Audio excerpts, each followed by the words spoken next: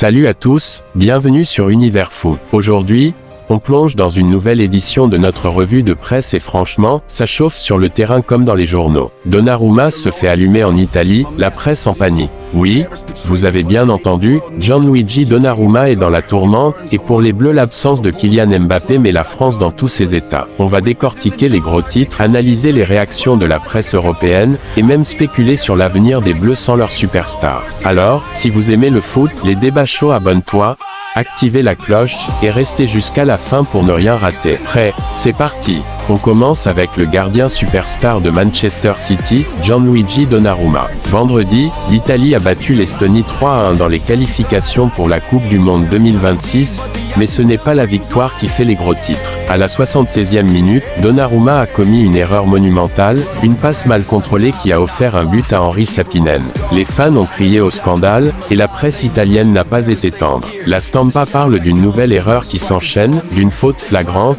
et Sky Sport a qualifié ça de gaffe impardonnable. Et attendez, ce n'est pas la première fois. Rappelez-vous le match contre Israël il y a quelques semaines, 5-4 pour l'Italie, mais 4 buts encaissés, dont un autre gag en début de partie. Avec l'Italie à la deuxième place de son groupe, à 6 points de la Norvège qui a un match en retard, la pression monte. À 8 mois de la Coupe du Monde, les médias s'interrogent, Donnarumma est-il encore fiable? Certains journaux, comme Gazzetta dello Sport, appellent à plus de sérénité dans l'équipe, mais d'autres exigent des changements. Est-ce le début de la fin pour le gardien de 26 ans, ou juste un mauvais passage? Et vous, qu'en pensez-vous? Laissez vos avis en commentaire. Est-ce que Donnarumma mérite cette volée de critiques, ou est-ce que la presse exagère? On en reparle un peu plus tard, mais passons maintenant à une autre bombe, la panique autour des Bleus. Direction la France maintenant, et là, c'est le chaos. Vendredi, les Bleus ont écrasé l'Azerbaïdjan 3-0 en qualification, mais la vraie nouvelle, c'est la blessure de Kylian Mbappé. En fin de match, le capitaine s'est tordu la cheville et a dû quitter la pelouse. Verdict, il sera absent pour le prochain match contre l'Islande lundi. Pour un pays habitué à dominer avec sa star, c'est un coup dur.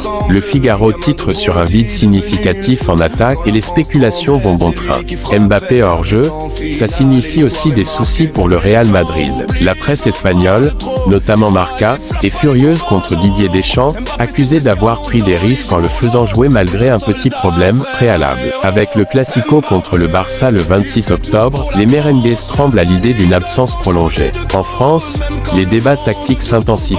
Sans Dembélé, Doué, Thuram, Kolo Muani ou Cherki, qui va prendre les rênes? Mike Maignan, le gardien de l'AC Milan, sera capitaine, mais en attaque, des noms comme Olysée, Akliouche, Thauvin ou Nkunku circulent. Certains évoquent un passage au 4-3-1 pour compenser. La presse européenne est divisée. Certains voient une opportunité pour d'autres talents de briller, tandis que d'autres prédisent un échec contre l'Islande. Et si cette absence révélait les faiblesses d'une équipe trop dépendante de Mbappé? On va creuser ça dans la suite. Passons maintenant à une autre piste intrigante sur un rumeur de transfert vers l'Amérique à plein. Ça pourrait faire référence à un transfert vers la MLS ou un joueur américain en vue. La rumeur du jour concerne le Barça, qui chercherait un nouveau joueur pour renforcer son effectif. Avec les blessures et les incertitudes, les Catalans pourraient viser un attaquant ou un milieu de terrain. Des noms comme Christian Pulisic ou Folarin Balogun, qui brillent outre-Atlantique, reviennent souvent. Mais attention, ce n'est que de la spéculation pour l'instant. La presse européenne adore ces histoires en cette période de qualification, surtout avec la Coupe du Monde 2026 qui se profile aux États-Unis,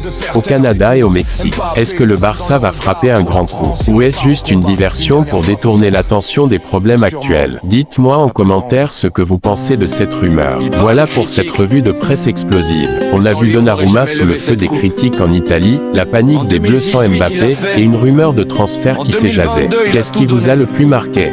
Donnez-moi vos avis, likez la vidéo si elle vous a plu, et n'oubliez pas de vous abonner pour ne rater aucun épisode. On se retrouve très bientôt pour une nouvelle analyse foot. Allez, à plus sur le terrain.